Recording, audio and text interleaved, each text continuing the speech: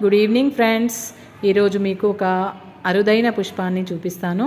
ఇది మొగ్గగా ఉన్నప్పుడు ఇలా ఉంటుంది. ఇది సాయంత్రం మాత్రమే పూస్తుంది. నాకు తెలిసి చాలామందికి ఈ పుష్పం గురించి తెలుసుకోవచ్చు.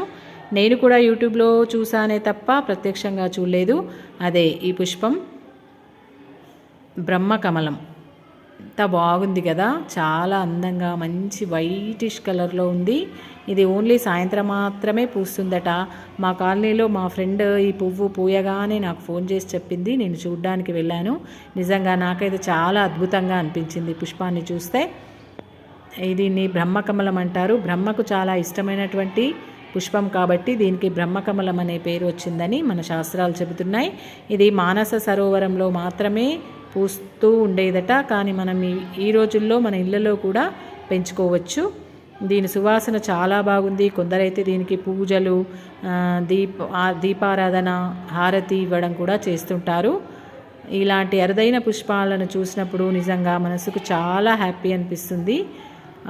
మీ అందరికీ చూపిద్దామనే ఉద్దేశంతో నేను వీడియో తీశాను, యూట్యూబ్లో అప్లోడ్ చేస్తున్నాను ఫ్రెండ్స్.